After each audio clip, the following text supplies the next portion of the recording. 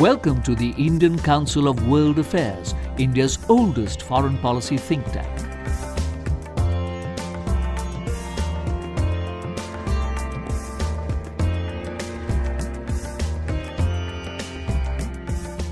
Many people interested in foreign policy have told me when they come to the Indian Council of World Affairs in Sapru House, they feel a great sense of affinity with this institution because this was where the serious study of international relations in India all began.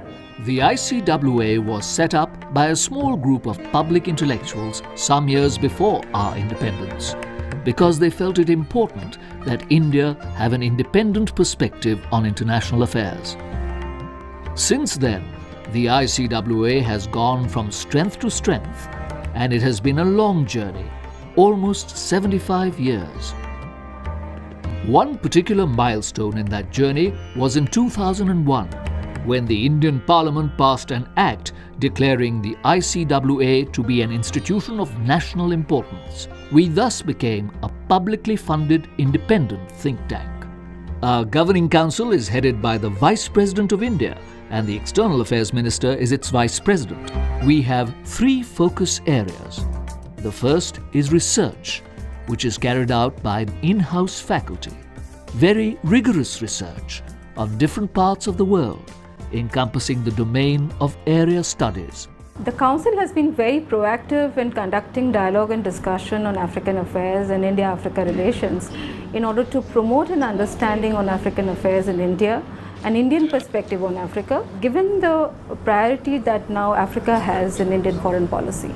Within the Council, we have a renewed focus on Latin America and the Caribbean region. So we're looking through our studies to find new areas of cooperation such as renewable energy, climate change and the space technology. Interacting with leading experts, diplomats, media persons and academicians has helped me nurture my research further. We recently had the ASEAN Indo-Pacific Outlook, which has a lot of convergence with the India's own Indo-Pacific construct. The learning curve at the Council has been tremendous, and it provides a strong foundation for my future research. The second is policy. Because we are a think tank, and being close to policy, commenting on policy, and helping formulate policy is an essential part of our functioning. I think in the new age, what we're seeing much more of is that people want to be involved in foreign policy thinking. They want to have a voice. Now, this is where ICWA comes in. This is the platform where I, for many years, have come and interacted with the best in the world. ICWA provides a valued platform for visiting foreign dignitaries to interact with informed Indian audiences. The third is outreach. This is most important because of our role as a public-funded independent think tank, and we carry this out by associating ourselves with as wide an audience in India as is possible. Colleges, universities, other think tanks, and of course, with similar institutions elsewhere in the world. What I would call the democratization of Indian foreign policy. That it has moved to distant corners of the country. It is no longer a preserve of Delhi. ICWA has a robust publications program which includes papers by the in-house faculty, invited papers and commentaries, and books on foreign affairs by not only former diplomats and established academics but also by upcoming scholars. Our journal, India Quarterly, is being published since 1945. ICWA's publications are also being translated into various Indian languages.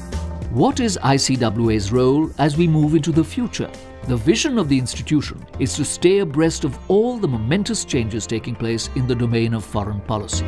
New areas are emerging. There are strategic technologies, there is climate change, there is artificial intelligence, and there is cybersecurity. How can our research faculty and the audiences that come here be better informed about developments in these areas? How can we write and formulate research papers to give policy inputs that help in government policy formulation? These are the emerging challenges for ICWA and form a part of our vision for the future.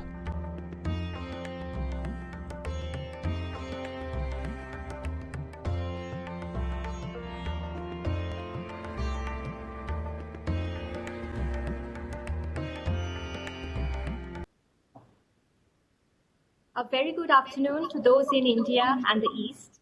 Good morning to those joining from Europe and the United States. It gives me great pleasure to welcome you all to the ICWA webinar. Today, we are going to discuss, is globalization really dead? My name is Priyanka Pandit, and I am a research fellow at the Indian Council of World Affairs, New Delhi. As COVID-19 pandemic has triggered some serious rethinking about the globalization as the dominant form of social and economic organization, economy, society, and politics, sharpened calls for universal health insurance, stronger labor market safeguards, and protection of domestic supply chains for critical products, we in ICWA decided to hold a panel discussion on some of these issues. Today, we are joined by a very special set of panelists who don't really need an introduction and carries a rich experience of serving in the government, academia, and industry. Professor Upendra Das, the chair for today's discussion, is the head and professor at the Center for Regional Trade, New Delhi, an autonomous institution under the Ministry of Commerce and Industry, Government of India. Dr. Rajat Kathuria is the director and chief executive at the Indian Council for Research on International Economic Relations, New Delhi. Dr. Amitendu Palit, who has joined us from Singapore, is a senior research fellow and research lead trade and economics at the Institute of South Asian Studies, National University of Singapore. Professor Gulshan Sachdeva is Monnet chair, coordinator Monnet Center of Excellence for EU Studies in India, and chairperson at the Center for European Studies, Jawaharlal Nehru University, New Delhi. And I'll be the last speaker in today's panel from ICWA. Before we begin today's proceedings, few customary housekeeping rules. The participants can ask questions by logging to the chat box at the bottom of the page. Click onto the guest option, type your name, accept the terms and conditions, and join the discussion. The chair will take the questions during Q&A session. Participants are requested to keep their questions clear and brief. Without any further ado, I now turn over the screen to Professor Upendra Das. Over to you, sir.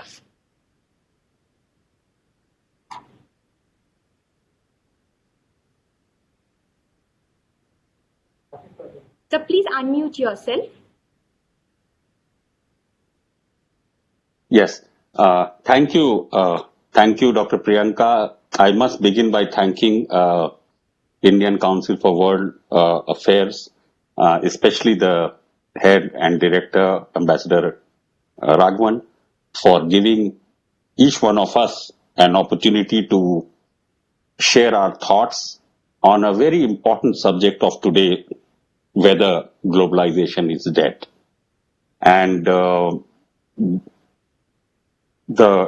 significance of this, especially in the times of COVID, cannot be overemphasized. I think it's very important that an intellectual debate is unleashed on this subject and related areas. And at the same time, the discourse on this subject should come out with important policy implications for different governments and also for the global governance at large. Having said that, I am very glad to be joined with very esteemed panelists, my colleagues, Dr. Rajat Kathuria, Dr. Amitendu Palit, and Dr. Gulshan Sachdeva. They do not need any introduction, as Priyanka just mentioned, and also Priyanka herself, being a very young, researcher and professional in this area at ICWA. Without much ado, I will take little bit time to share with you some of my thoughts on globalization, whether it is dead or not. Now, the question whether globalization is dead or not, let me begin by the answer that it is not, and globalization is here to stay. Why do I say this? Globalization has its economic contents. Globalization also has non-economic aspects. And while my relative expertise belongs to the economic side, as a citizen of the country, as a member of civil society, of the global society at large, I can also think about these subjects from non-economic perspective as well. Now, over a period of time, if you see global economy and different national economies move from one equilibrium to another equilibrium, only to be disturbed, disrupted, paused by various factors. And therefore, the journey from one equilibrium to another equilibrium is actually one of a series of disequilibria. And this phase of disequilibrium or a series of disequilibria creates confusion and chaos at the level of thoughts. Many a times this chaos is manifested at the level of actions. And then from that churning of thought processes, in the times of crisis, chaos, disruptions, you get some clarity and you reach and by traveling to another level of equilibrium. It is possible that the future equilibrium is higher than the earlier equilibrium. It is also possible that the future equilibrium is at the lower level of well-being as compared to the earlier equilibrium. It is also possible that you stagnate for some time and you move from one equilibrium to another equilibrium via disequilibria, and you do not change the status quo as much as perhaps would have been required. Now, therefore, when we look at this subject matter in the times of crisis, like COVID-19, and also the preceding phase, especially from the side of economic liberalization, protectionism, trade wars, and other disruptions.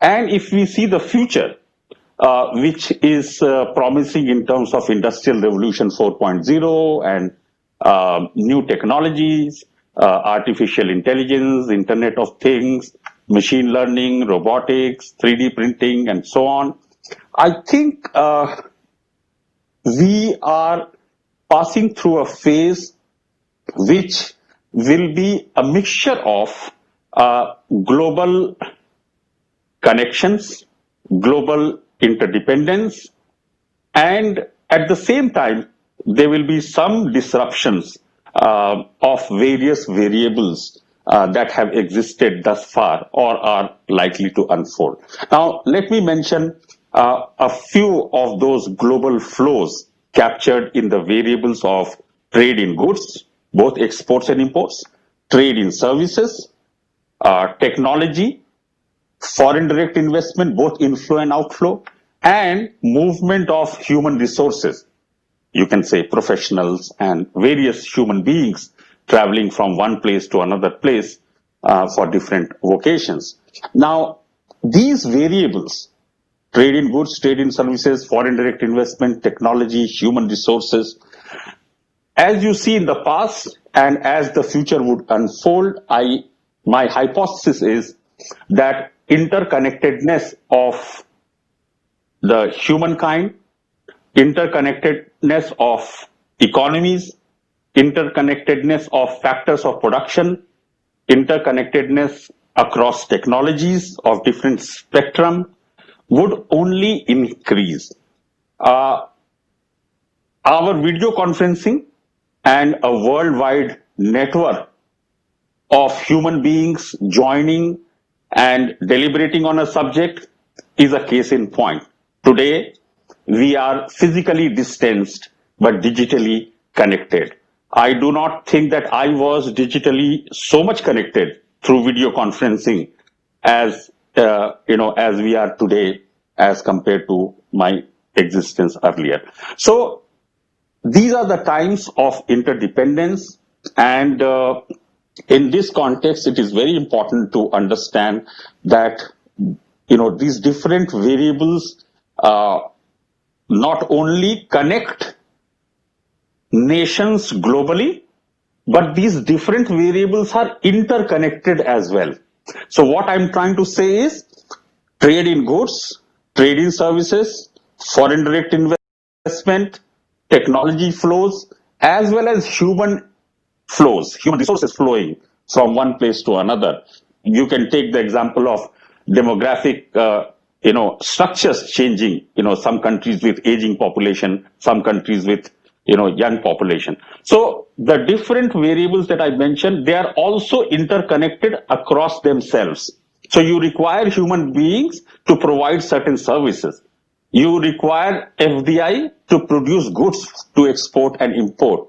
And therefore, I see a larger canvas of interconnectedness among nations within the realm of global economic integration, and also these variables being interconnected more and more.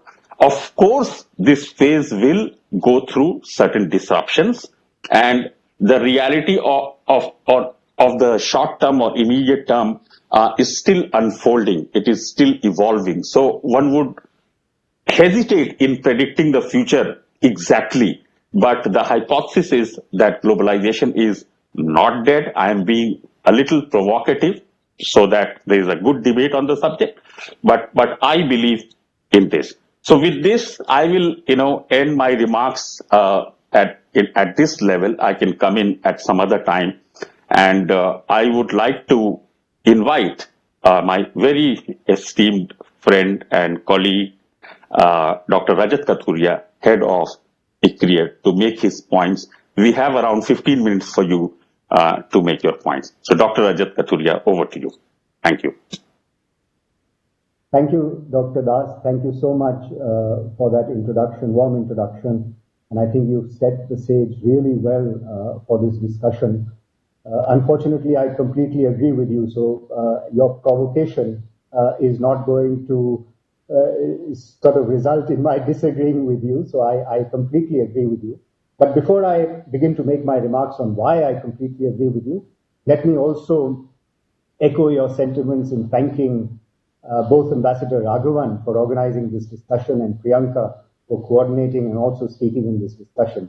It's been absolutely a wonderful experience to interact with Priyanka, and it's wonderful to have old friends on this panel discussion. So thank you all very much for doing this. So this topic of is globalization really dead? And the way the question has been posed, I think the answer is embedded in the question itself. When you ask really, I think there is a suspicion amongst the person who's framed the title that it's not dead and it's there to stay, as Ram was saying so eloquently.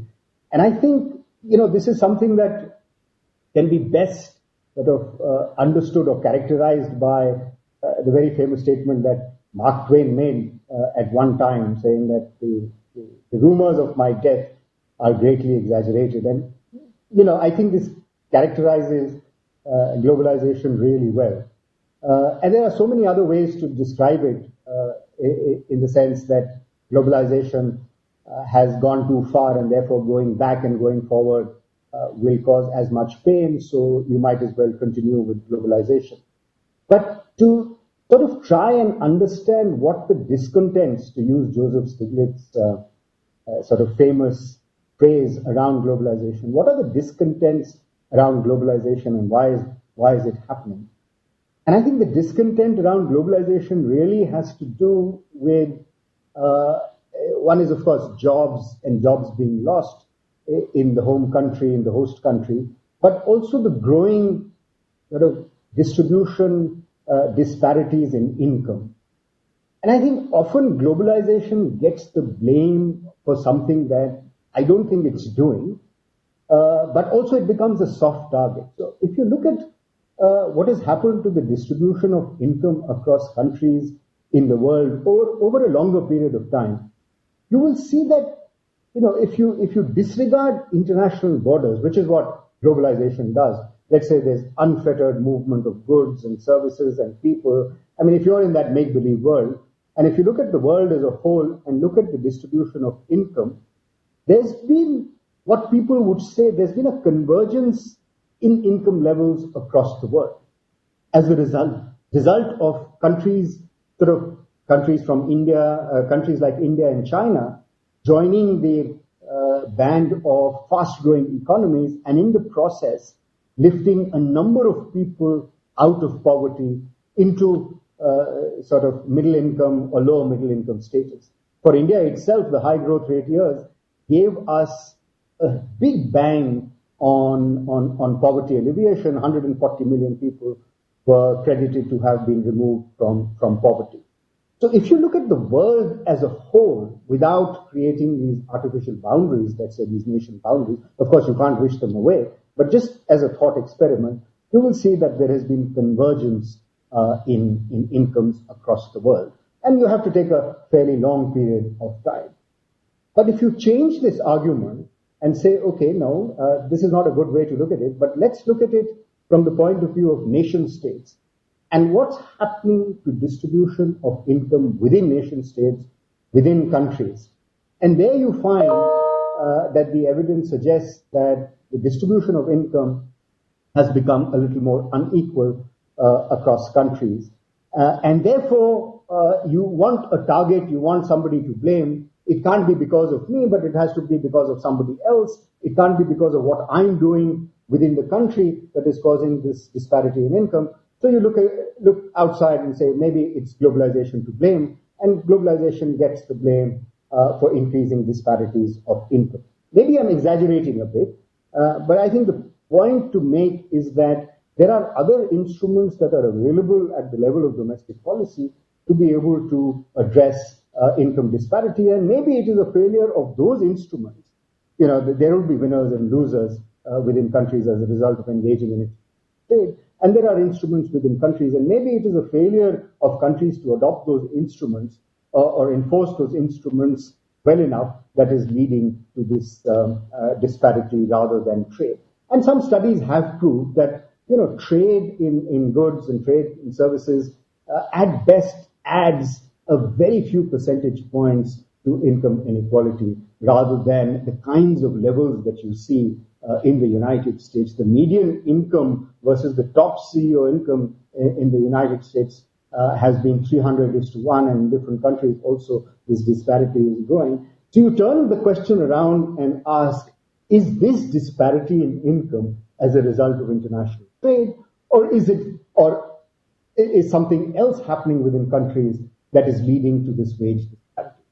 Of course, there are countries during the phase of globalization, there are countries in Scandinavia that have been successfully able to compress the wage distribution by having social institutions, both on the employer side and on the employer side, that have worked together in tandem such that the wage distribution has become compressed in the process of development.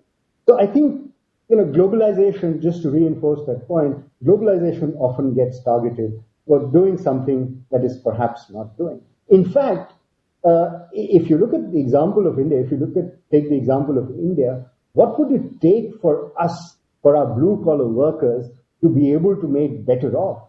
And I think, is protectionism the answer to make our blue-collar workers better off? Or is it better that India engages in trade, engages in globalization much more to make these people better off? And the history of development and trade before us suggests that it is much better for blue-collared workers or labor-abundant populations or labor-abundant countries to engage in international trade and to be able to export these products, thereby benefiting the distribution in favor of the blue-collared workers. In fact, there is a theorem in international trade that suggests that trade actually benefits the exporting industry. The wage distribution moves in favor of the exporting industry. And for India, if the exporting industry is going to be labor-abundant or labor-intensive industry, then engaging more in international trade, which actually benefit the wages that are given or that the wages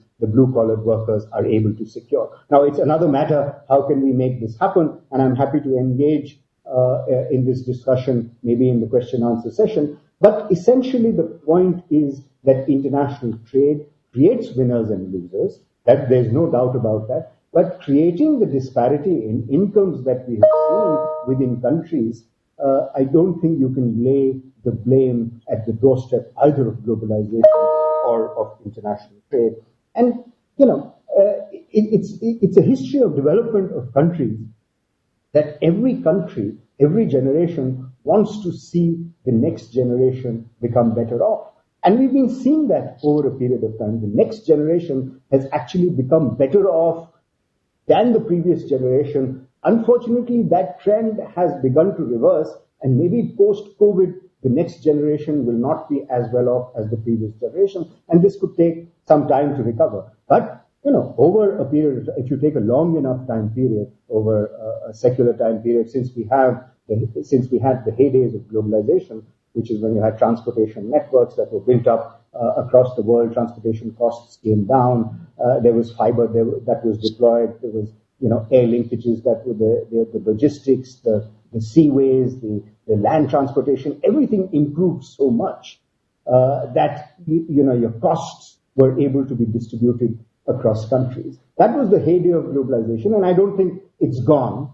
It's there, but we are facing some challenges to globalization that we will talk about, I guess, in due course, even today, and I think this discussion will continue. But the point that I wish to leave on the table here is that there are, as Ram was saying, there are lots of challenges that globalization is facing, and some of those I don't think are justified only due to globalization. The second sort of point I wish to emphasize during this discussion is the fact that, during the sort of heyday of globalization, before the global financial crisis struck 2008, 2009, before that, trade was growing very fast. In fact, trade was growing much faster than GDP was growing. And given the dispersion of production networks across the world, today, if you open a laptop or if you open a smartphone, or if you look at the components of products that are being produced in one country, those components are made in several countries.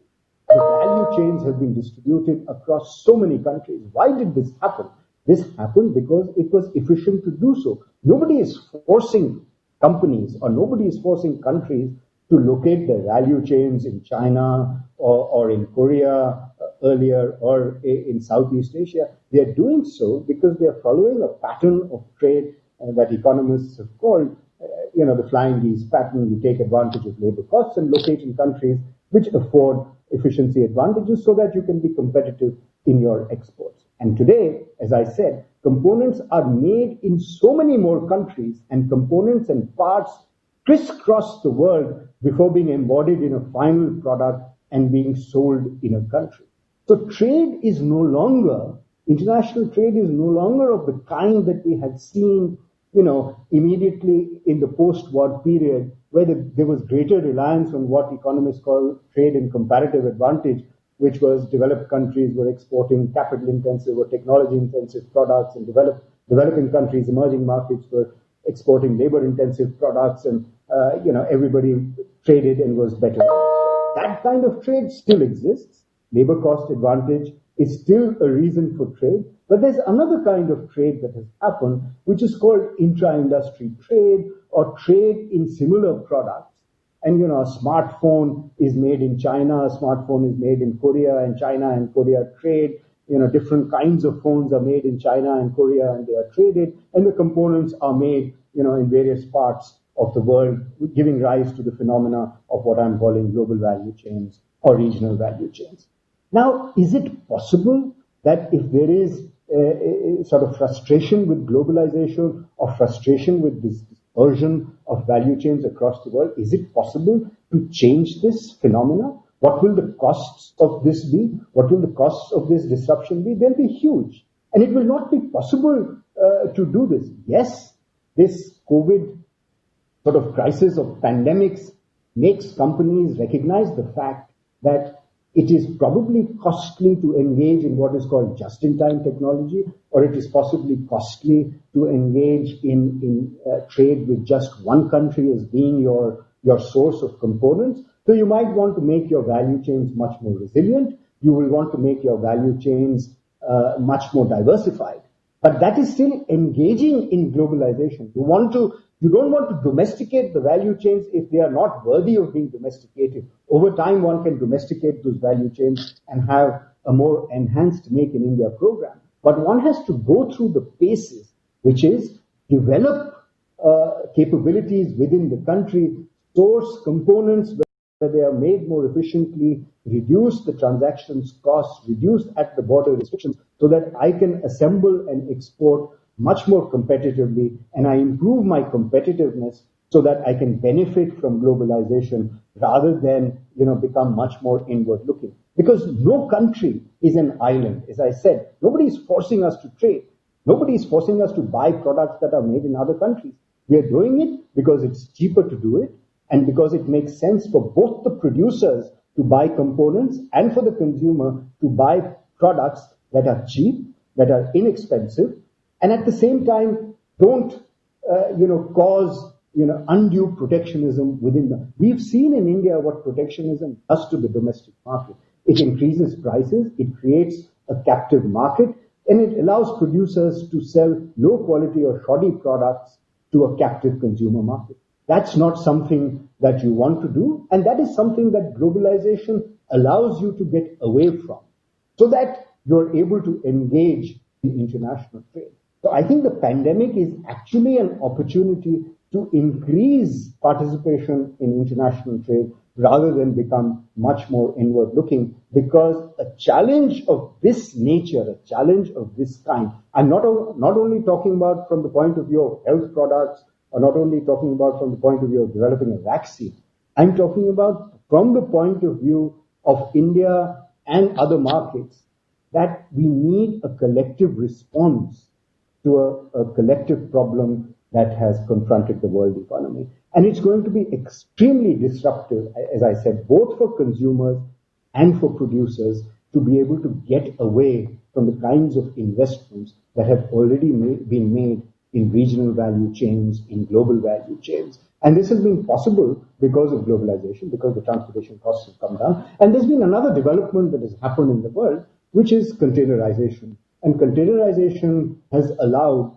the components and parts and intermediate goods to actually be traded across countries at very low prices because of the benefits of economies of scale and volumes. So comparative advantage, economies of scale, producing in clusters like China does, has allowed countries to benefit from participation in international trade.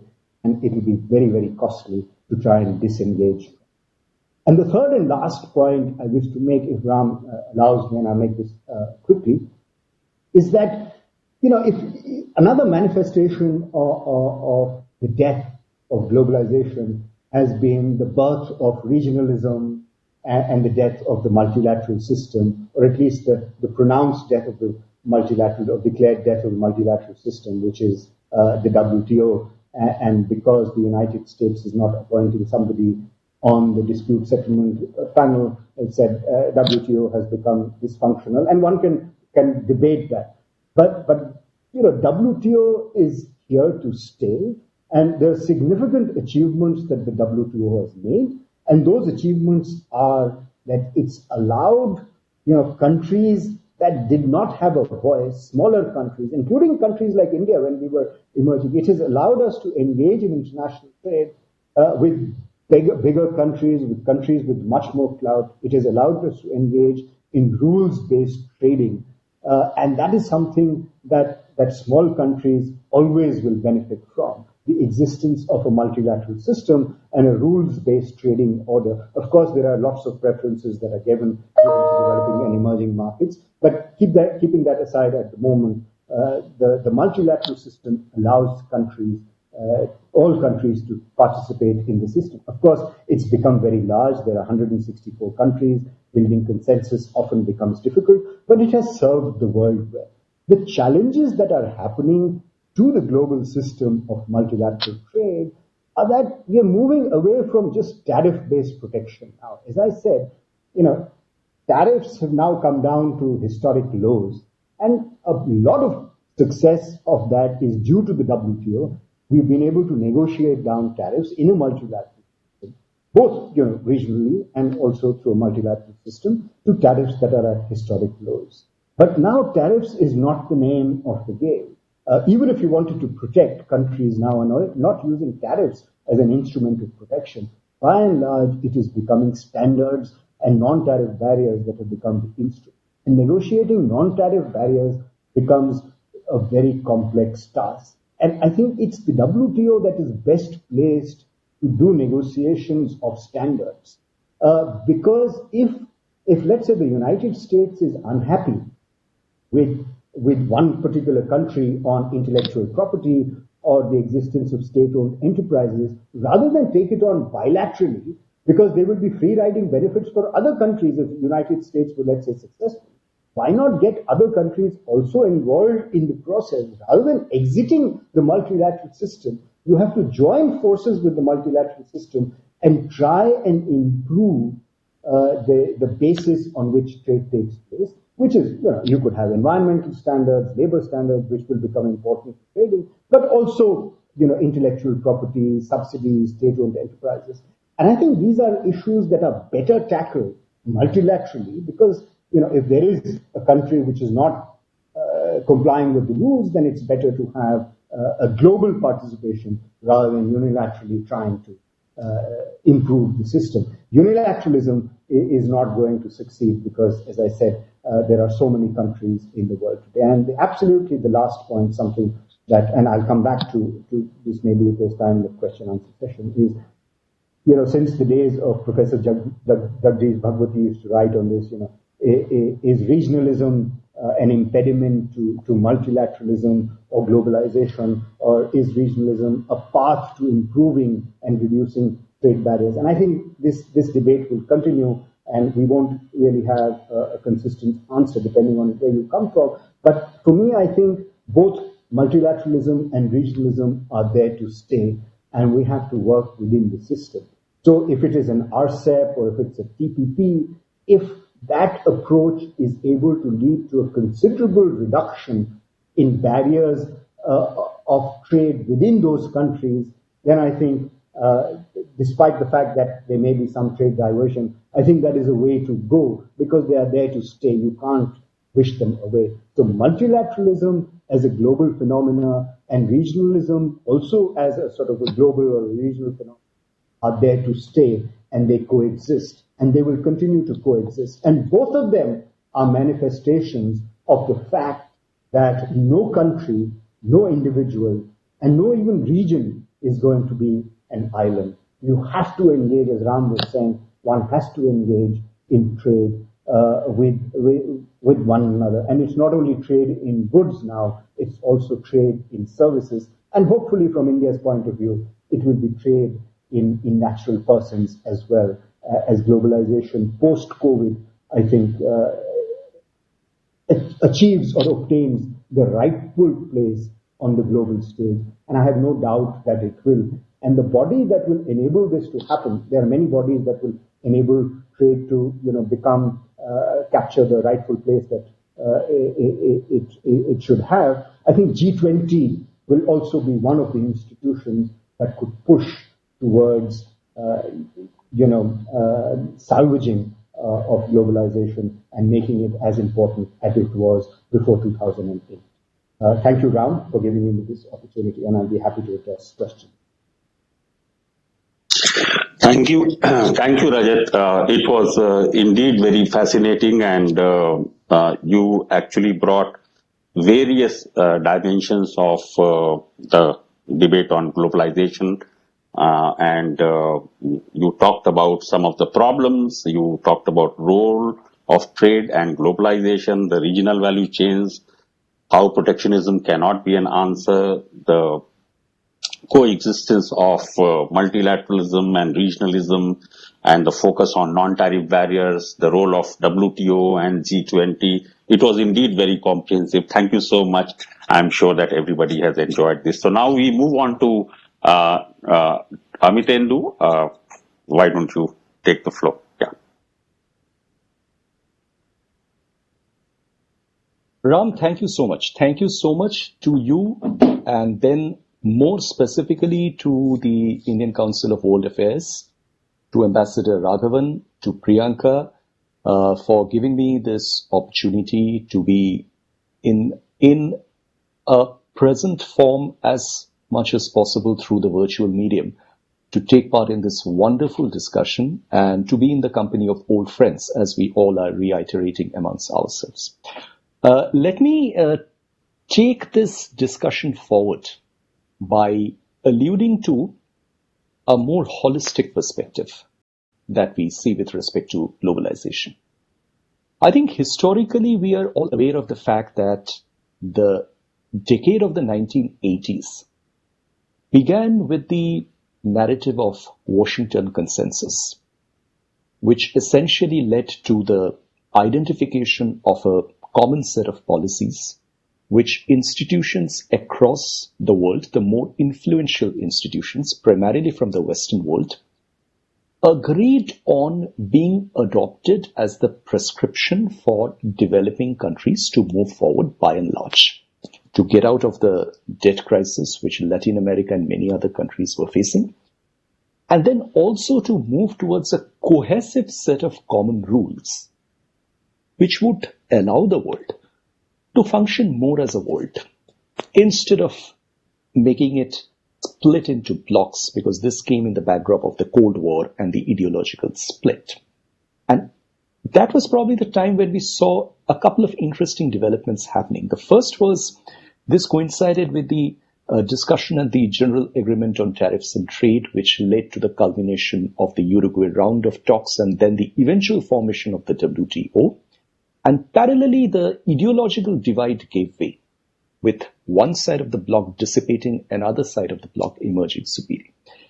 Now, this is where probably many of us would tend to assume, and particularly we economists are notorious for taking all credit for all developments to ourselves, always bypassing the blame, but we would always tend to assume that globalization is primarily an economic phenomenon. But I think we tend to overlook the fact that there are two other very conspicuous aspects to globalization. The first of this is political globalization. And the second is cultural or social globalization. And I think we need to take very careful note of the fact that an organization like the WTO, which to an extent is a symbol of economic globalization or trade-based, trade-driven globalization, is also the result of a sufficient amount of political globalization that happened in the world, which made leaders across countries come together on a common platform and agree on a specific set of rules, which the world would tend to accept among itself for exchange of goods and services, movement of people across the borders. Now, of course, this is not to say that everybody agreed on this set of rules, but there was by and large a consensus, and consensus came to embody the spirit of WTO. Even now it does. WTO can't move without consensus.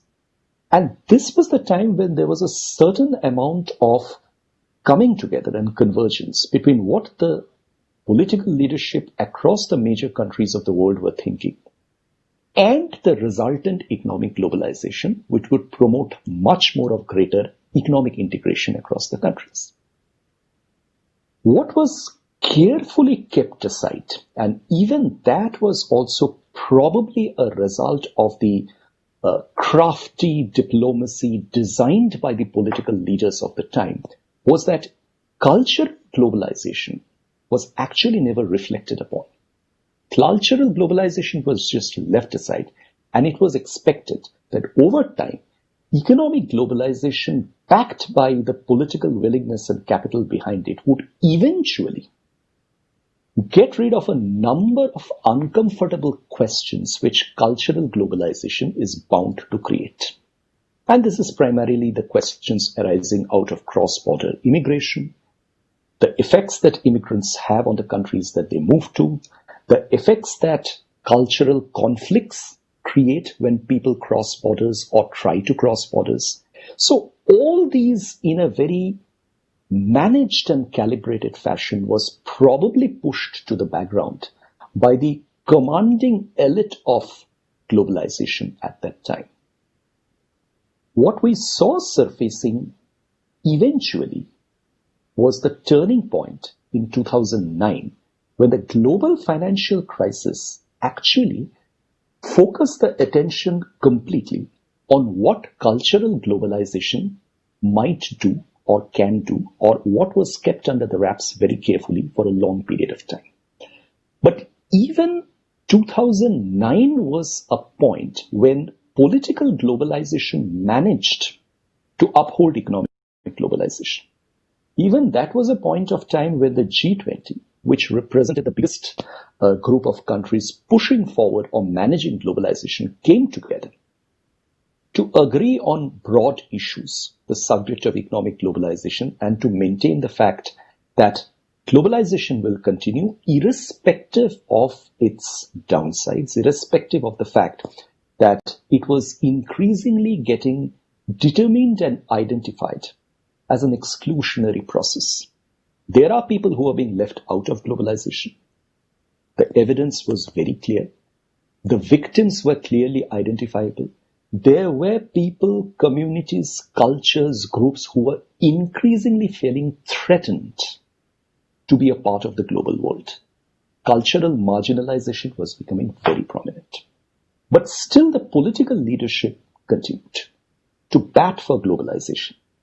What I would identify as a very major change in the turning point of the contemporary narrative of globalization is a change in the US leadership from the time President Donald Trump assumed office. Now, this coincided with a few particular factors. The first is President Donald Trump did not make any effort, or on the other hand, he actually encouraged attention on cultural globalization, or rather, the devastating effect of cultural globalization. He took that as an agenda. He took it as a political narrative for the entire global community, and this narrative got legitimized. As a result of which we saw considerable support coming into culturally divisive agendas like the Brexit. We saw all this culminating into various forms of anti-cultural globalization protests, which now began getting the support of political leaderships, leading to cracks in the political globalization consensus. And the inevitable became happening. What we started seeing was the attack on institutions which symbolized economic globalization, the foremost among them being WTO. WTO started feeling the threat of the conflict of cultures in a way the world and itself had never experienced. WTO's biggest challenge came to handle the US-China rivalry, which at the end of the day can by and large be explained as a clash between incompatible cultures with different worldviews. I'm being very superficial in this regard, I'm sure, but I'm broadly summarizing this.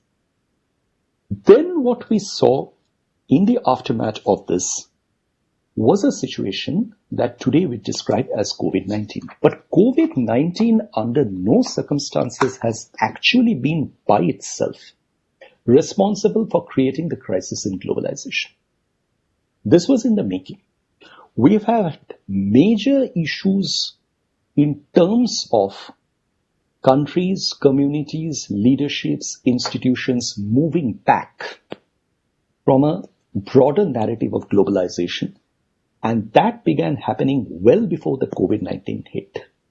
What COVID-19 has done is that in an ironical sense, it has drawn attention to the fact that what exactly is the damage that a globalized world can face from a globalized pandemic. And this, to an extent, again, is being interpreted selectively, subjectively, situationally, and contextually as a pandemic which has its root in certain cultures, cultural practices, eating habits, coexistence with certain communities, so on and so forth. And the deflection is complete from the overall narrative that many countries are not able to defend. That overall narrative is that there is significant failure of governance in managing pandemics, primarily in a country like the United States of America. But there is a clear excuse available. And that excuse is turn back to globalization, vilify it and victimize it. And emphasize the cultural downside, the fact that globalization has benefited certain cultures, certain communities, and connected ideologies, which are at the bottom of this huge crisis staring hard at humanity and perhaps its extinction in certain quarters, if people would want us to believe. Now, in that narrative, let me now briefly come to the India context. I think India is similar to several other countries in looking at globalization or shaping a worldview, which is increasingly beginning to look at economic globalization as inseparable from national security objectives. And this again, to a very large extent, is an outcome of the fact that there is lack of unanimity among political leaders across the world in how economic globalization should be viewed. Is it a fact that more economic exchanges make a country more dependent on other countries and as a result of that, much more vulnerable to national security risks? Is that a narrative that is rationalizable? Is that a narrative that is acceptable? Well, whether it is acceptable or not is a different question, but I think this narrative has gained currency. This narrative has led to very careful assessment of economic relationships through a national security prism.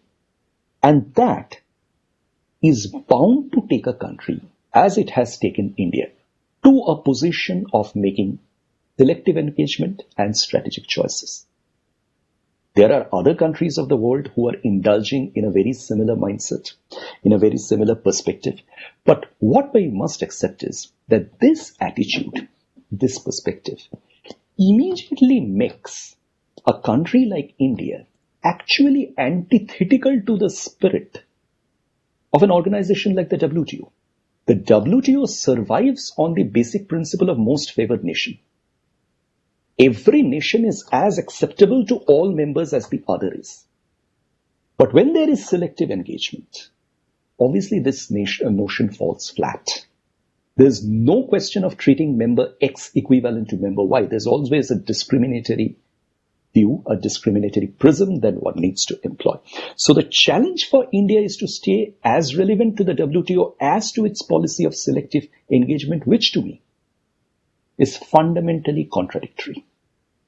I mean, much as I completely agree with Rajat on the view of WTO providing an inclusive platform for sharing of opinions and voices on the subject of trade, what I find today is that WTO probably has become a body which is taking opinions, an enormous amount of diverse opinions, without having the capacity to actually forge those opinions together into a common agenda. And that, to an extent, is probably deliberate. That, to an extent, is probably because of the position that countries know if they come to common positions at the multilateral level, that would defeat their selective engagement objective. India is not the only country which is facing a contradiction in this regard. The biggest contradiction is obviously from the United States of America, not to mention China, and there are other major powers. So then, where does this leave us? Is it acceptable to think of globalization as somebody has described it, as globalization with localization? Is it possible to think of a world which will eventually move towards a direction? My answer to that is, I think globalization has actually moved to a level where it is actually beyond the scope and control of specific political agendas. And the driver of that has been technology. Today, technology has taken the world to a stage where it is impossible to advance backward or retreat backward from the life that we see around us and the life that we are a part of. I mean, to be just illustrative in certain matters, when one considers the biggest source of preoccupation for most of the world during the period of COVID-19, take a guess. This is going to be either the Netflix or the Amazon Prime, which doesn't obey borders. When it comes to rest of utility sharing across the world under normal situations, the Uber service doesn't obey borders. When it comes to even basic public services like higher education, industries across the world are engaged in the massive open online courses, which at the same time can enroll 160 departmental candidates into a common program. Doesn't obey borders. So, to my mind, retreating from globalization is actually an impossible concept. It cannot happen because the world has already become inherently structurally globalized in its existence. But what is happening? And when Rajat mentioned supply chains, again, a very important part, and I think this is a point which is very important too. What is happening is an effort to deglobalize the visible part of globalization. Yes, supply chains are the visible part of globalization. Technology is the invisible part of globalization. The irony, Ram, is that the invisible part of globalization is being used to deglobalize the visible part. You are taking to technology, control of information, control of ideas, cutting out of data spaces to actually deglobalize the visible part, which are supply chains. Is this possible? I mean, okay, WhatsApp. We exchange messages on WhatsApp, end-to-end encrypted, but we receive each other anywhere in the world. How much of localization of data is possible? Are there capacities to actually store that data or even mirror it in a substantial fashion? Yes, risks have increased enormously of cyber risk, cyber fraud, cyber security. True. But then we have also seen COVID-19. I mean, is that not a risk? That risk could have been avoided if countries had actually focused much more on their local right at the beginning, if they had given as much importance to public health and creation of basic public health facilities as opposed to creating, let's say, management institutions. If more money had gone in that regard, then COVID-19 would not have been COVID-19. Today, countries are desperately wanting a solution to preparedness. There is an incredible effort going on to development of vaccines. But the fact of the matter is the last effective vaccine that the world had produced was for eradicating smallpox. No vaccine has hit the world since then. So what is actually the issue that we are looking at? I think the biggest problem, and let me go back to where I started. We today see a situation of tremendous upholding of the downside of cultural globalization. Globalization is being picked up as a process, essentially the economic part of it, which is antithetical to preservation of cultures, communities, habits, practices by imposing other cultures on them. It's a top-down approach. This process has got political legitimacy. This process has got strong political backing, particularly after COVID-19. And that is also leading to a situation where countries are trying to come together to demolish the visitive and visible symbol of economic globalization by using means which unfortunately are going to go beyond their control, because this entire narrative that we are exchanging and discussing is actually happening on social media. And social media doesn't have borders. So I think what we are actually looking to do, if at all people, organizations, agencies are trying to do, is something which is heavily unrealistic, if I can put it that way. And I'm very happy to say, like you, like Rajat, I end my submission on the note that globalization can't be pushed back. Thank you so much.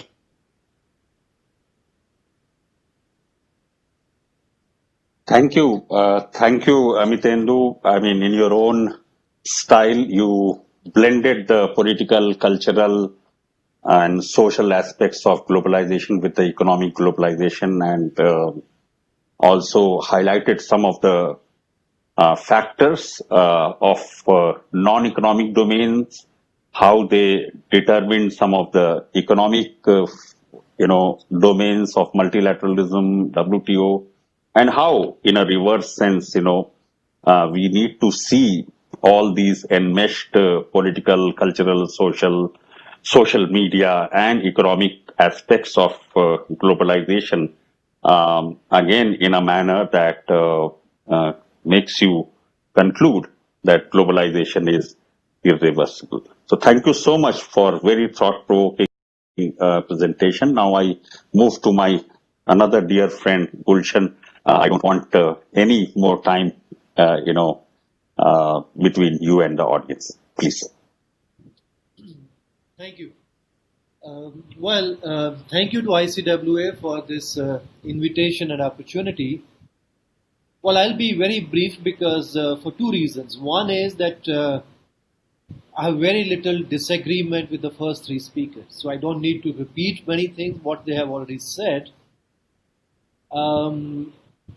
And the second thing is that, I'll just try to, we can talk a lot of things about globalization.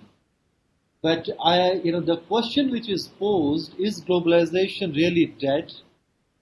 Particularly in the context of COVID-19. So I'll just focus on those and have 2 or 3 points. One is that, with different ups and downs, globalization has been with us for a long time. And I think it will continue to be with us. Even historically, from the Silk Roads, from imperialism, and then after the Second World War. But I think what we are talking today more about contemporary globalization, particularly the kind of globalization world has seen in the last 3 decades, where the speed and scope of that globalization has accelerated, and a lot of new wealth has been created. And as Rajat mentioned, a lot of people came out of poverty during these 3-4 decades.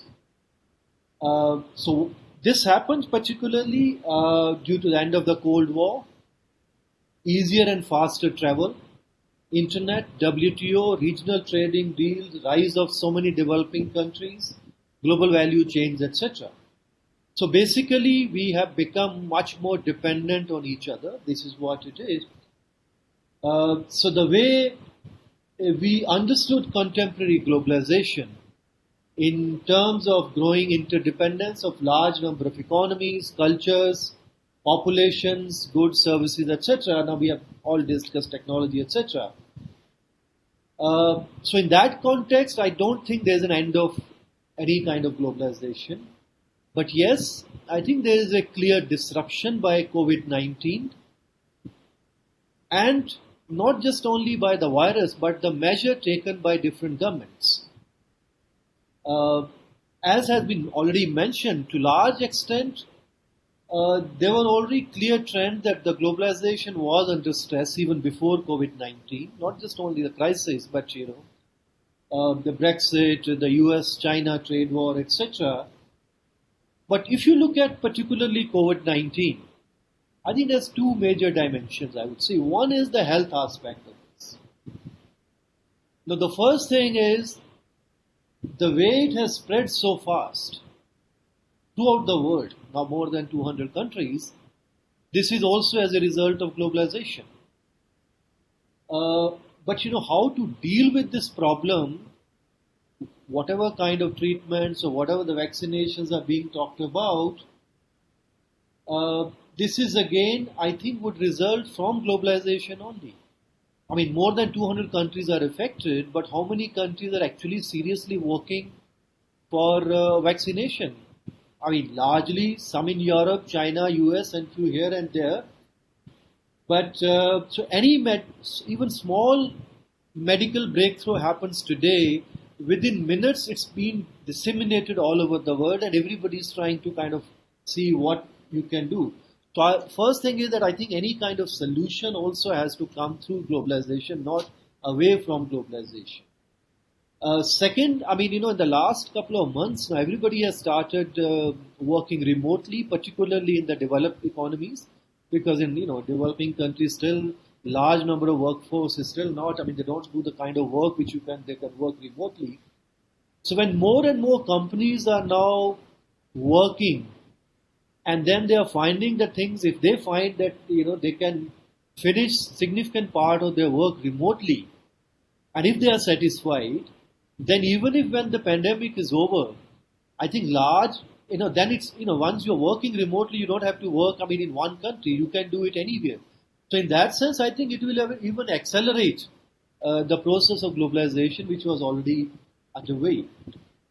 Looking at the economic issues, so per se, in fact, I see that, virus wouldn't have really affected in a very significant way economies. I mean, yes, a large number of people might have got sick. Few of them would have been dying. There would have been some healthcare expenditure. Maybe some of the health system would have become overwhelmed. But the way governments all over the world has reacted to this virus, through different policy measures and starting with different lockdowns, which in fact the IMF called the Great Global Lockdown. Now this happened. I mean, still we do not know to what extent many of those lockdowns have actually worked, but almost every country has gone in different ways.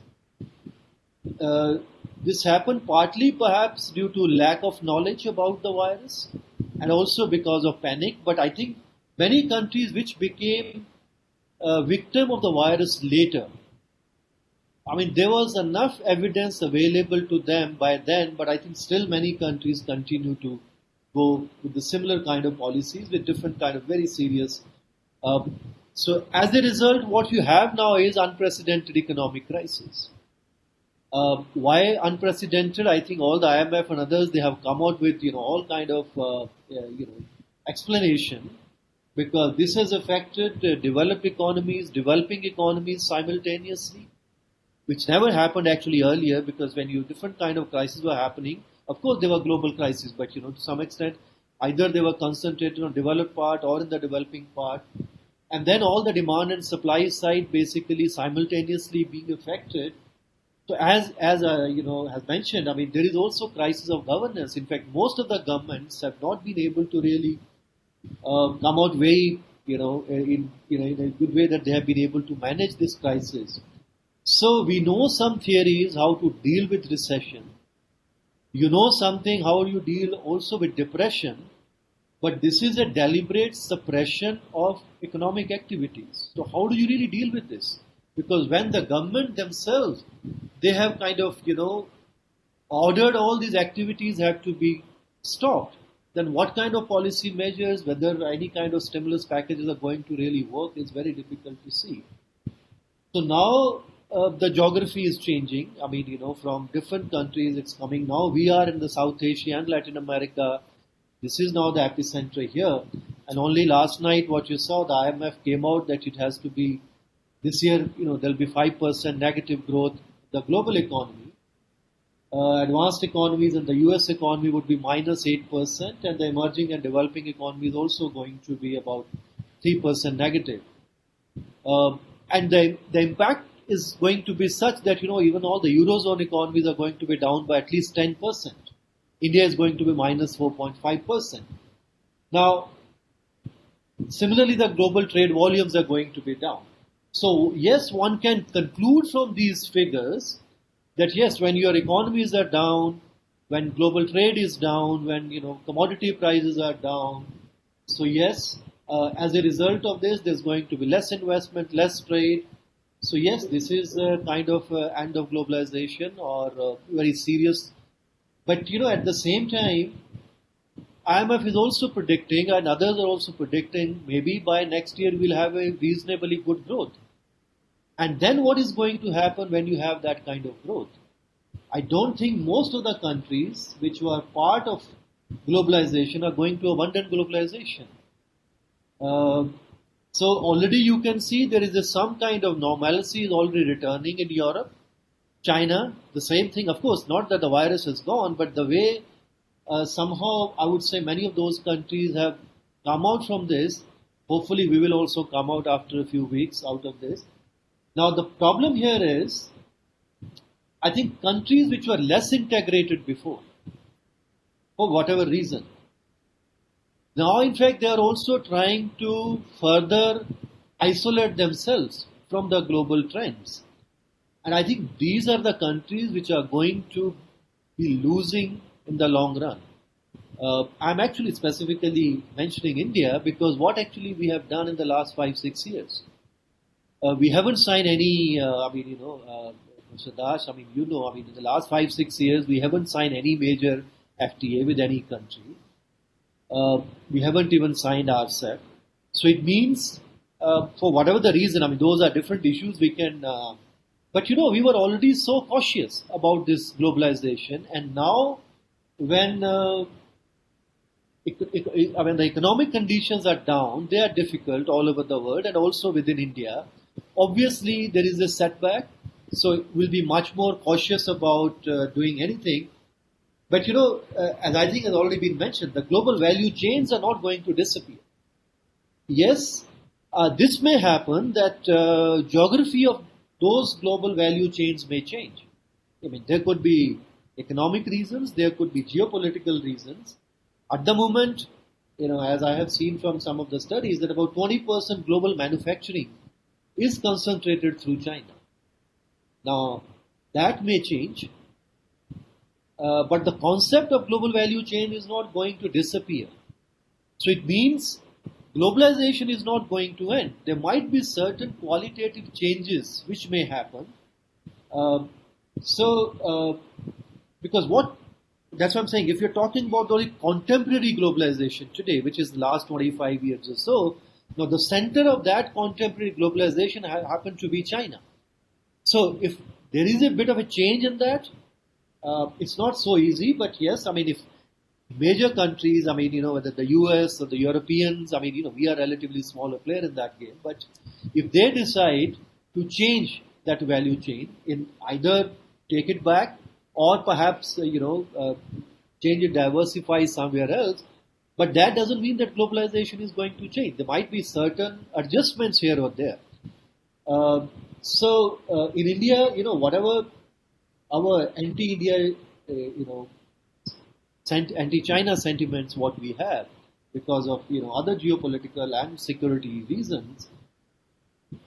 So even if we disengage to some extent from China, because which has been the center of that kind of globalization, which will affect, of course, but so that may not be, that will be more emotional, more geopolitical, rather than hard economic calculations.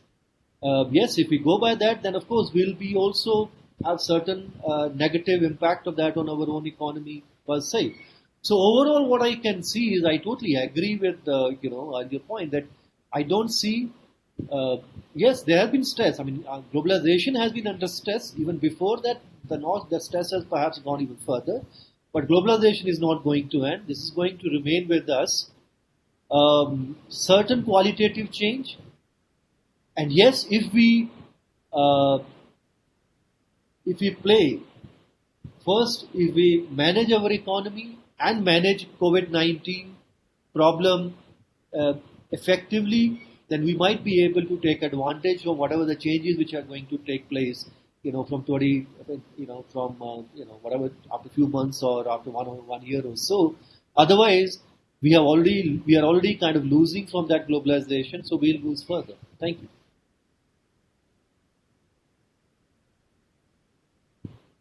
Thank you, Gulshan. Again, bringing in your very rich experience on the subject matter of globalization, and also your focus on Europe and geopolitics along with geoeconomics, the experience that you have.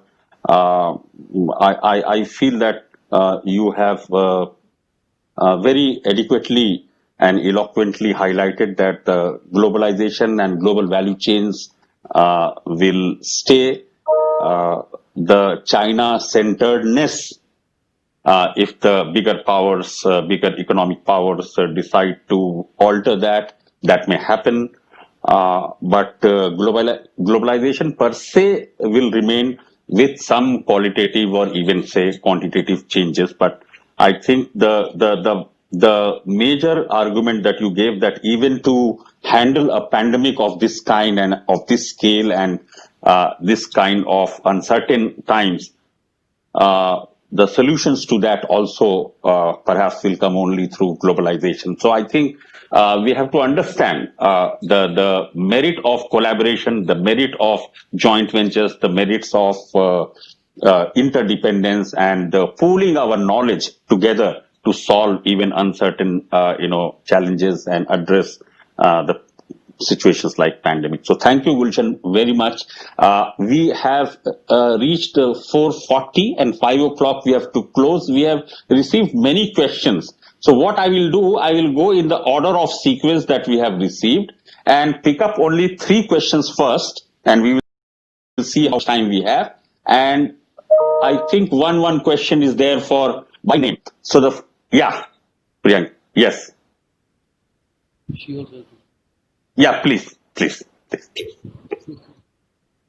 Priyanka. I'll make very brief presentation. Very. Priyanka, I'm sorry. Please. Yeah. Because much has already been discussed, I will in fact return to the question that Professor Das just raised in the beginning, that in fact issues of the definition related to globalization, that globalization has both economic and non-economic contents. So I'll focus more on the non-economic contents and talk about the political, the strategic content or the discussion around globalization happening today. So I will begin by flagging some 3 key issues amongst a host of issues underpinning the recent discussion around globalization. And these issues present to us some uncomfortable realities, if not new, because they predate the coronavirus pandemic. But what is new about them is that they are now difficult or impossible for us to ignore. And they are the fragility of the global supply chains, the intensifying rivalry between China and the United States, and to which some of the analysts even refer to as the ushering of the new Cold War era, and also the collapse of trust in the multilateral institutions. Now, discussions around global supply chains, I'll be very short here.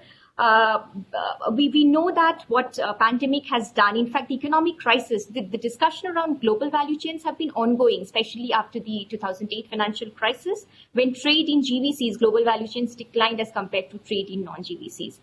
And what we see in case of pandemic is that the pandemic has not only shrunk the production in firms worldwide, but has also kind of minimized the chances of early recovery. And that's the uncertainty which is kind of taking a toll on the global supply chains, and countries are kind of reassessing their over-dependence on single foreign suppliers and also examining different kind of strategic vulnerabilities. And also the measures taken by the governments to control and contain the spread of the virus through unprecedented quarantine measures, through travel bans, shutting down of businesses.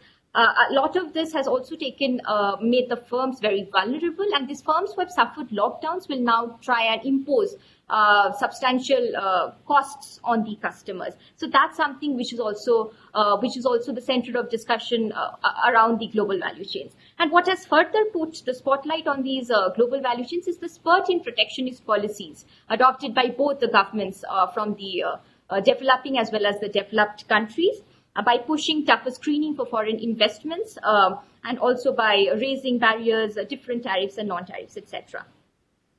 And the debate now essentially centers around, as Dr. Kathuria, Dr. Palit mentioned, between resilience and self-reliance in production on one side, and on the efficiency and cost savings through global outsourcing that have on the other. But now the direction of this debate will definitely be decided, will be contingent upon how the economies recover, especially the major economies recover, which are deeply integrated into the global value chains, for example, China.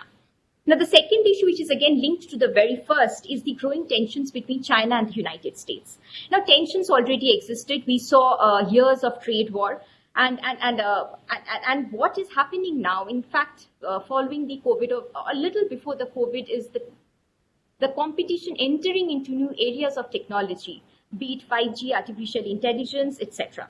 Now, what this rivalry is doing, and will try to do in the days to come, is undermine the agency of many countries, forcing countries to choose sides, and therefore it leaves countries like India and the other countries to learn to deal with these kind of situations and also to adapt themselves accordingly, if not choose sides.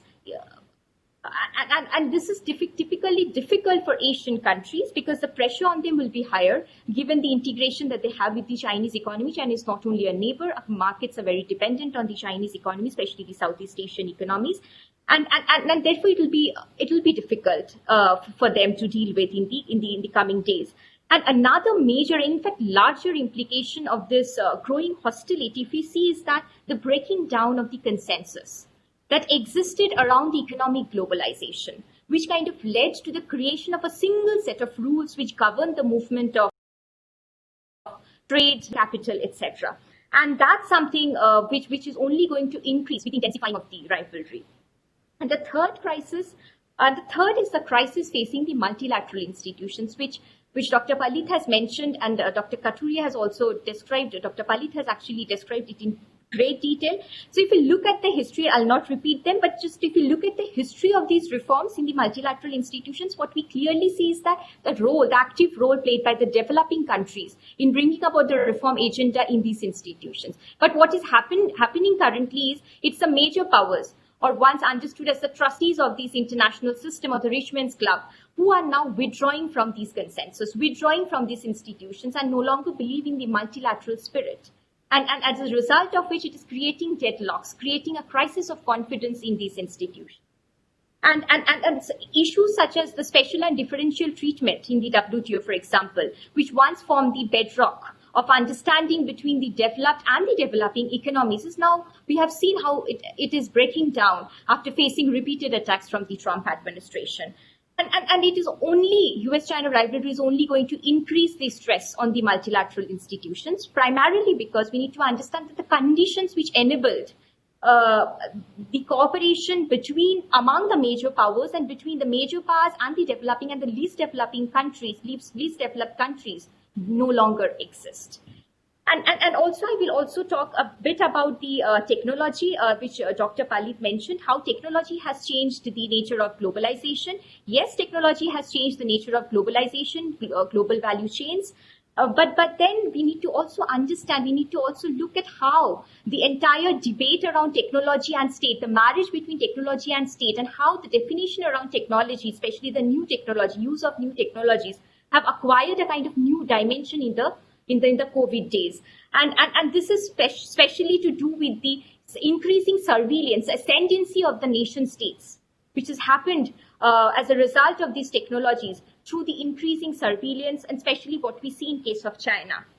And it's also creating some kind of adverse impacts on the labor market, because with increasing automation, with increasing digitization, automation in manufacturing, it will impact labor market. There'll definitely be gains in terms of economies of scale, etc. But it will definitely impact the labor market, because what we see in developing countries, that most of the manufacturing sector jobs are by the lower skill set of people, and most of the technological learning happens on the job.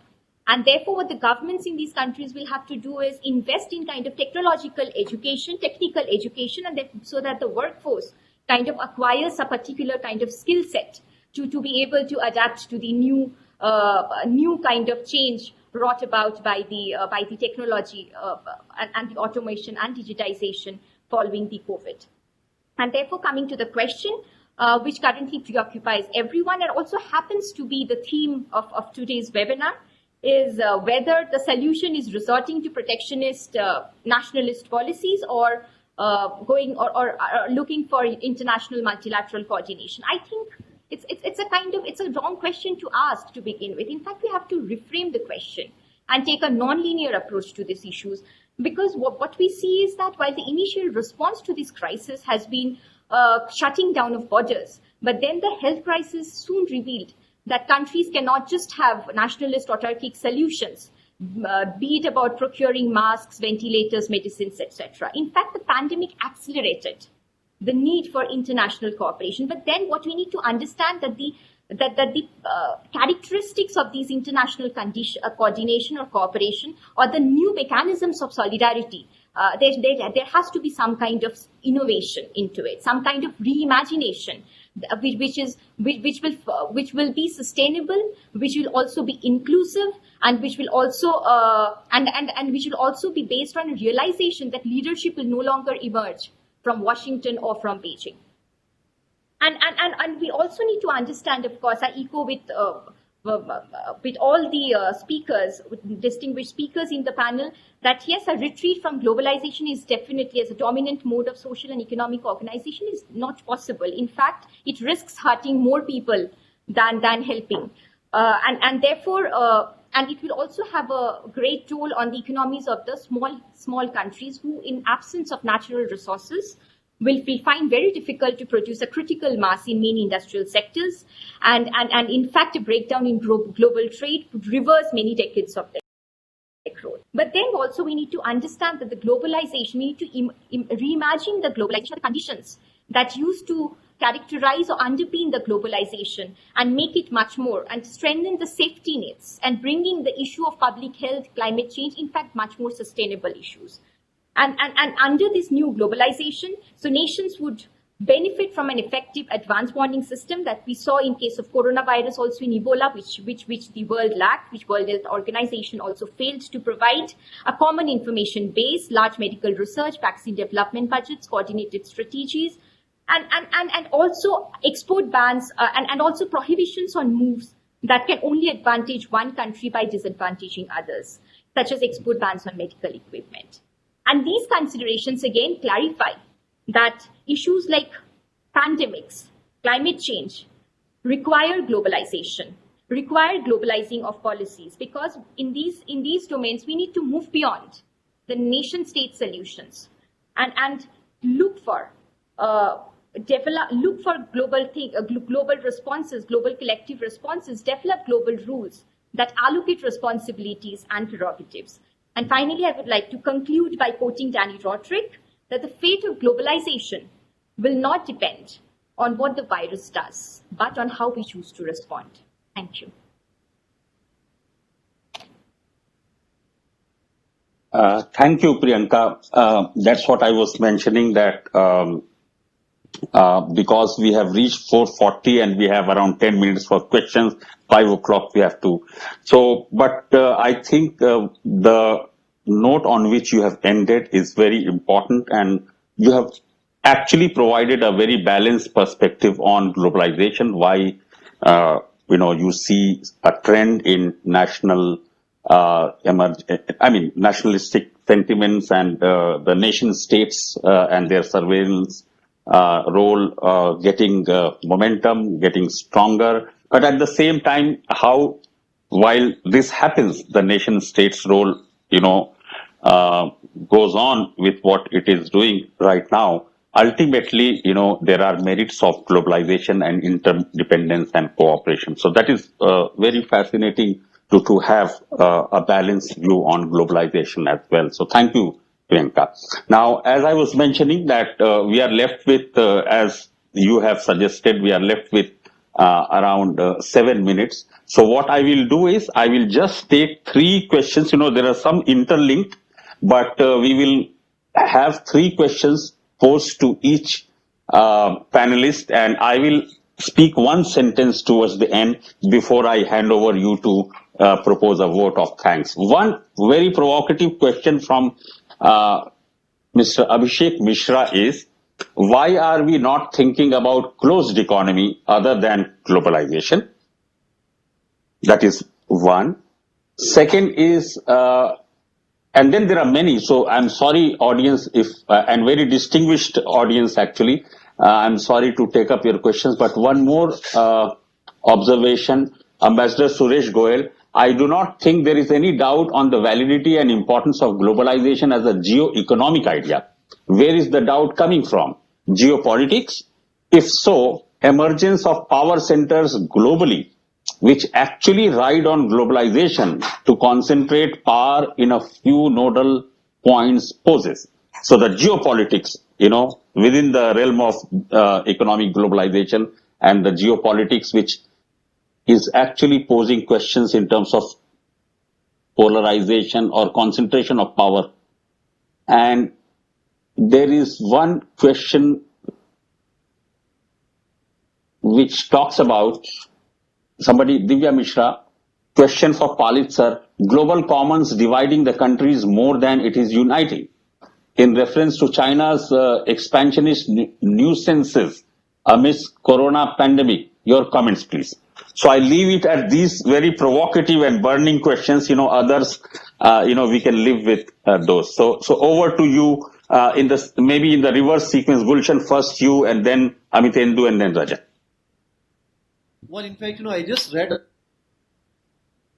Just try to cover even more than what you have said in 1 or 2 minutes.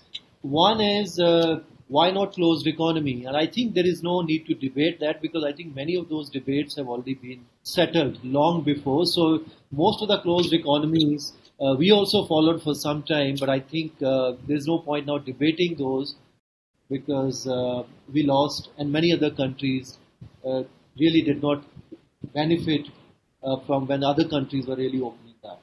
Now the question about geopolitics and economics. Now, most of these issues, whether this is in the context of globalization or certain aspects of globalization, definitely have two aspects, geopolitical and the developmental aspects of impact of this.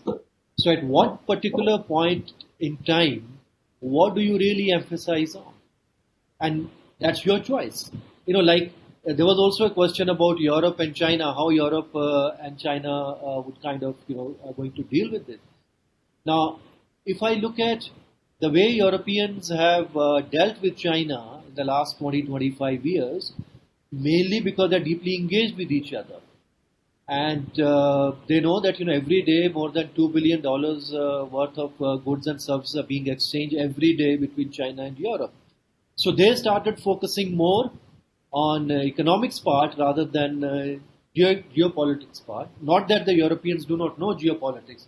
Geopolitics as a subject actually arose in Europe. But now they are looking more towards geopolitics. Their ambition now is, so some of the, value chains, particularly in key areas, whether it's in pharmaceuticals or in technology areas, they may take back to Europe because, they have capacities, they have resources. So it's up to the country to decide at what particular point in history, what is your requirement. If today in India we decide that, dealing with China, geopolitics is our priority, security is our priority, all other things are secondary. So it's our choice. Nobody can force anything else on us. Somebody else can decide on differently. So this is the choice countries will have. Depending on their own internal processes, they will choose what they want to focus on. But of course, it will have all the time, every time will have these dimensions. Thank you. Amitendu? Ram, let me address the question which has come on the question of China's expansionist ambitions. Well, I think there is very little doubt about the fact that for a country like China, expansion has been connected to a process of its economic influence that it has exerted over the rest of the world. And in a sense, the strategic influence or the geopolitical ambitions that China has today is a function of its huge economic influence. Now, let's also try to come back a little on this idea and see that was it always like this? Clearly, the answer is that it was not always like this. There was probably a balance in the global order, very unfortunately or ironically, if one goes back to the days of the Cold War, when there was a certain degree of balance between the two poles. Thereafter, it gave way to more of a unipolar hegemony. And then that hegemony has come to be increasingly challenged. Now, whether this is justified, whether this is right, is a question that takes us into the realm of morality.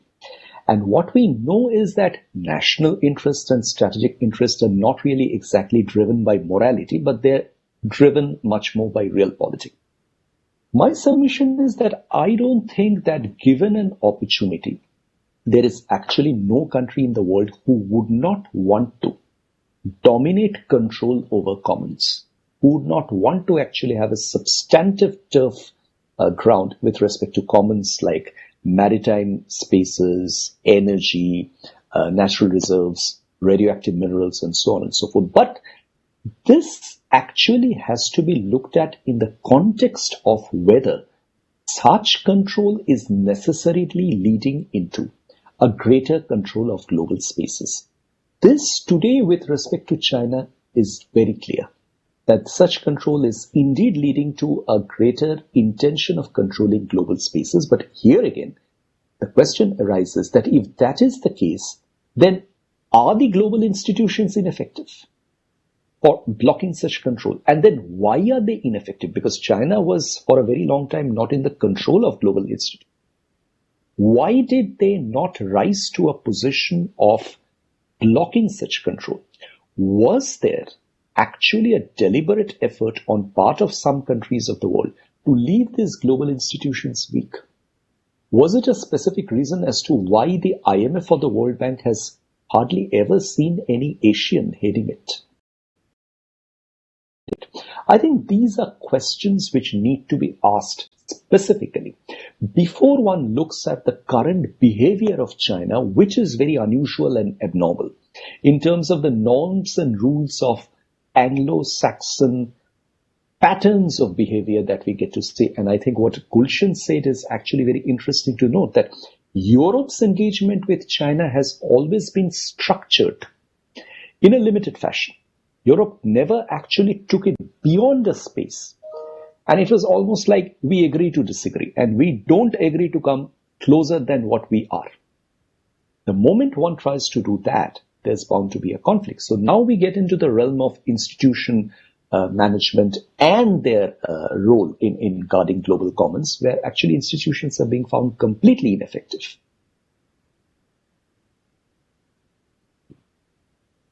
Thanks, Raja. Thanks, Ram. Those are interesting questions. So let me respond to a couple of questions that Gulshan and Amitendu have already addressed. And I think the question on the closed economy can be sort of nuanced a little bit, especially in the current context, and say, do we want to go back to what does Atmanirbharta or self-reliant India mean today, as opposed to what it meant in the 70s and 80s? And clearly, I don't think they're the same thing. They're fundamentally different. From an average tariff of 400% today, we are down to an average tariff of 10%. We engage in value chains in the automobile sector and the pharmaceutical sector. So that self-reliant or closeness that we are talking about today is vastly different from the past.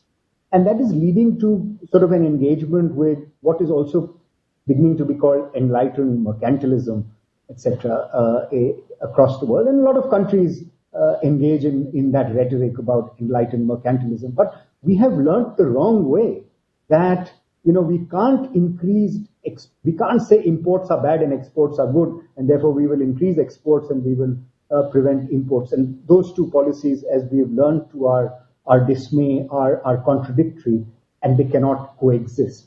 So I think that debate has been settled, and we can go on arguing about whether this self-reliance and Make in India is actually the right way to go or not. If it is calibrated well, and if it encourages participation of global value chains and eventually sort of domesticating some of the value chains, it may not be a bad way. But protecting India is not the right way to go, but easing India and making India more competitive, easing India is perhaps the right way to go. But let me sort of go to a bigger question about, this idea of globalization dying comes up when things are bad. And, there was in post 2008, 2009, 97, 98, there were also similar questions that were being asked, as I said in the beginning. You've had phrases like globalization that have also emerged in the lexicon of discussion economics across the world.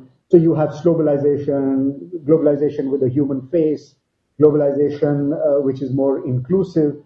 All that seems to suggest that you're unhappy with the way that global institutions. So if you were to look at Occam's razor kind of principle, and use a reductionist strategy and say, okay, what is it that we have problems with in globalization? Of course, it is lack of inclusion. How do you, FDI is increasing, participation in global value chains is increasing, of course, keeping the pandemic aside. All those manifestations of globalizing on a secular trend have been increasing. And yet, as Amitendu just said, the participation in the system of global governance hasn't sort of increased for the emerging market. So while the balance of power, economic power has shifted, while the balance of global value chain engagement is shifting towards East Asia, is shifting towards China, is shifting towards India, the balance of global governance and the power which is embodied in those institutions hasn't shifted. And I think it is, episodes like this, episodes of 97, 98, episodes of 2008-9, that will lead to a change. It has already led to a change. We have creation of new institutions of global financial governance that emerged post 97, 98, which we now know as the AIIB and the New Development Bank.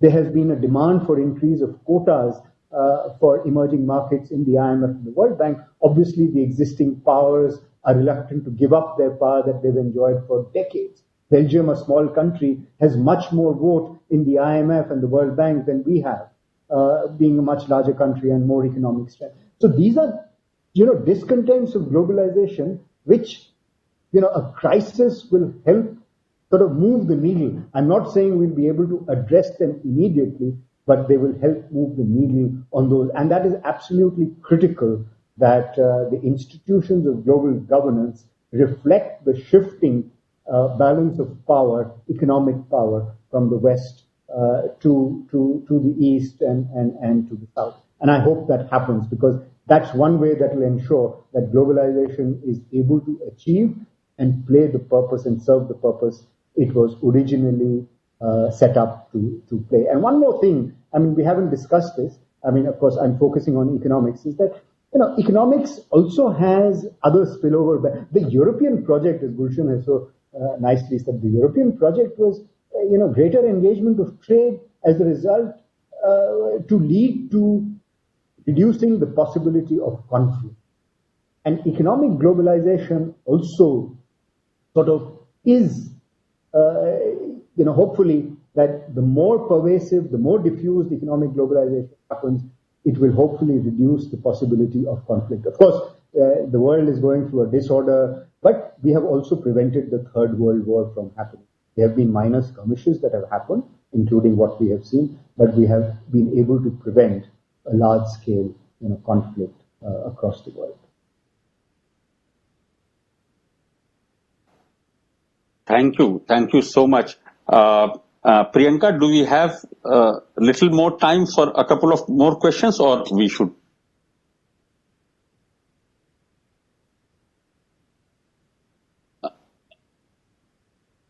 We can't hear. Yes. So 5-10 minutes should be fine. Yeah, we can carry on the Okay. discussion. Panelists, would you like, because there are many questions you have already seen, so I leave it to you.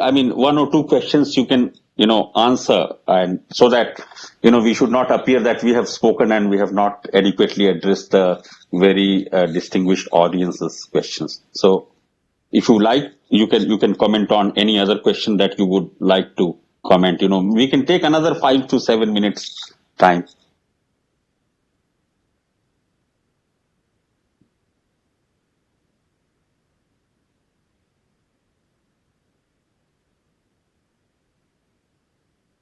There is one, Professor Madhu Bhalla, for instance, says that can stakeholder capitalism, Davos type, be a corrective to the current critique of globalization? If anybody would like to address that.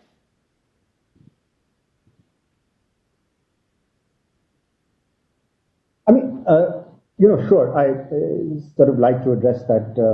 And indeed, that capitalism, the way capitalism, one of the manifestations of capitalism, especially the Western style Anglo-Saxon model of capitalism, and the way sort of it has emerged, the empirical evidence of that suggests that the share of wages in sort of as the share of capital and the share of wage. So the share of wages has consistently declined. This is very true of India, and for various reasons, the share of wages has declined. But in the and which has led to a great sort of increase in inequality. The 99-1 movement in the United States, great inequality in India. India has the largest number of billionaires, or some of the largest number of billionaires for a country with its average per capita income. So there is clearly sort of a disparity in incomes. I'm not talking about the disparities in opportunities, but there is a disparity in income. And part of the reason is that it's been an exclusive process. The share of wages has declined. For India, often, of course, the blame is also laid on the doorstep of labor laws, for instance. But the bargaining power of workers, the bargaining power of employees and technology has made it worse, has declined. And coupled with the fact that there is so much informality in the Indian sector, in Indian manufacturing and employment, that this sort of reinforces the problem of the share of wages declining. And therefore, I think we need a better consensus. We need a better model of capitalism where I think stakeholders get much more participative. Rajan's new book on community participation is a step in that direction, where capitalism can become more inclusive. But definitely, this is something that we desperately need. And I've said this at other discussions that I've had on post-COVID, how will the economy look like? And one of the things that I would like to make an appeal to is that both to sort of managers and employers, etc., is that rather than looking at a capital-intensive and a labor-exclusive or labor-saving model of progress or development, I think I make an appeal to all managers and industry.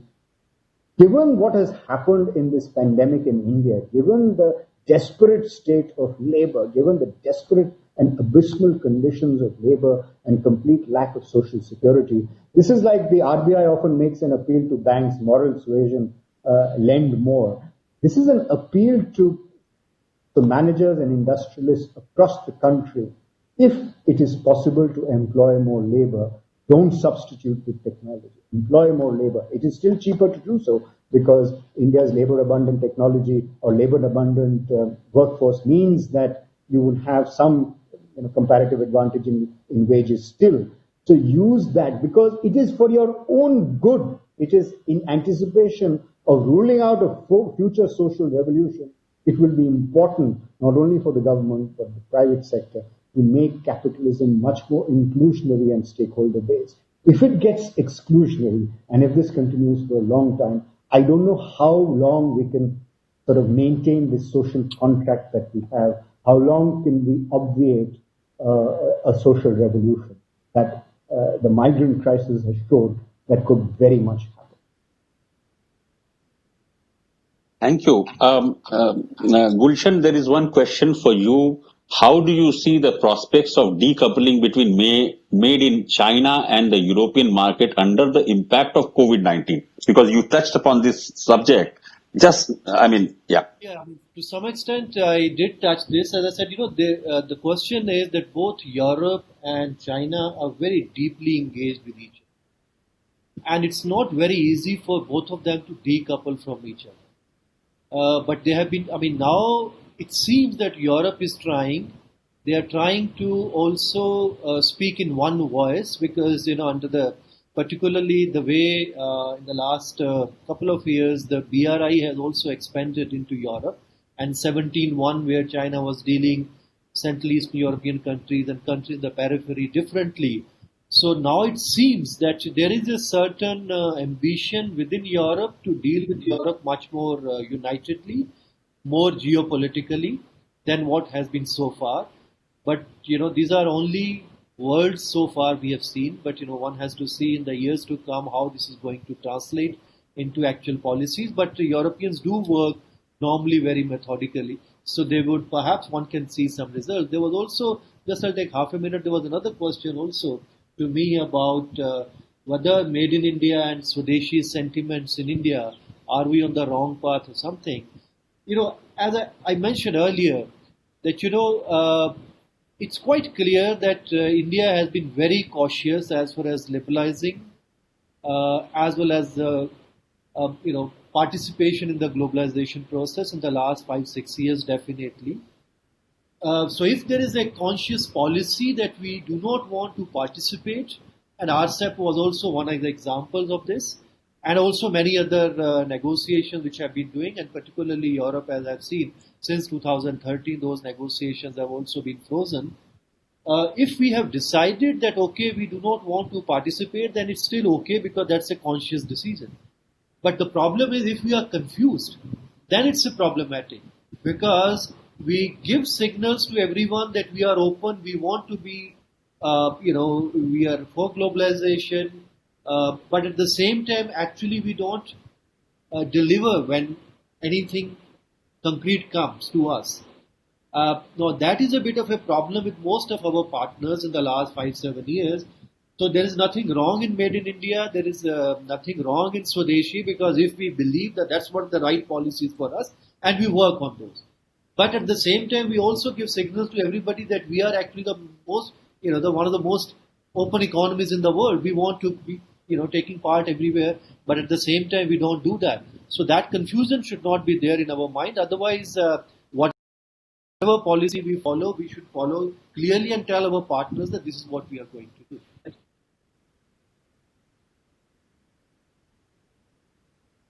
Amitendu, would you like to answer? Ram, please. Ram, please. let me just address this question which has come repeatedly in the posts that we are getting to see. Is the concept of an Atmanirbhar Bharat contradictory to the question of globalization? Look, let me coming to it from the other side. Does globalization prohibit Atmanirbhar Bharat? Globalization as a concept, I don't think ever discourages self-reliance. There's nothing in globalization to put back self-reliance. I think the simple message coming out of globalization has always been that take the resources, capacities, and endowments across the world as available to a family and make best use of it for increasing the welfare of all. Now, there is an element of utopia involved in this because this is great as a concept, but what is necessary to bring this into order is again the question of very effective, powerful, and egalitarian institutions, which will ensure that such welfare is balanced and it doesn't get to be confined in a more than proportional fashion. And over here, when one looks at the concept of Atmanirbhar Bharat, I think what is becoming evidently clear is that however much this is being interpreted as a drive towards self-reliance, there's already an element of globalization in it because I have the rare advantage of looking at India from outside. This is appearing to be a policy where trade is being discouraged, whereas FDI is being encouraged. Now, if that is a policy, then there is already an implicit acceptance of the fact that, look, we are going to look at globalization, at least economic globalization, selectively. We are going to take that much of globalization which is good for us, but we are going to leave aside the rest of the part. Now, this could be my view. Whether this is a view which is acceptable to the rest of the world, and whether such terms are acceptable to the rest of the world for engagement with me is a decision which has to be taken by the rest of the world. I have shared my view, but whether the rest of the world accepts that is a view of the rest of the world. And again, for example, to make it very narrowly, is the view on imports, is the restriction on imports, is the ban on imports a view which is specific to China, or is it a view that is specific to all imports? If it is the former, it is again a selective decision. But if it is the latter, then one would tend to describe it as economic nationalism. And whether economic nationalism gels with a policy on paper that invites foreign capital with open arms is something, again, is a view that is to be assessed and accepted by the rest of the world. So I think this is where views have been taken, views have been expressed. How they will be responded to, reacted to, interpreted, perceived would depend on the audience. Thank you, all of you. But just let me add my couple of sentences to this very fascinating session with very distinguished colleagues who presented their thoughts in the most eloquent manner. And some of the questions were really thought-provoking, and the panelists have answered so very adeptly. Let me mention two things about globalization. One is that I don't think that the bad features of any economy or in a behavior in a non-economic domain should be globalized. Now, a corollary of that, if I may just put it, the thinking which is going on, and I would like to share with you, is whether export subsidies, behavior of unfair trade practices, reflected in dumping, whether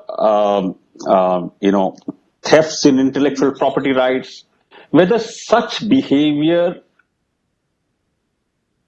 wherever, maybe including India, should we provide a conducive ecosystem for that to get globalized? Now, that is a question we have to keep in mind.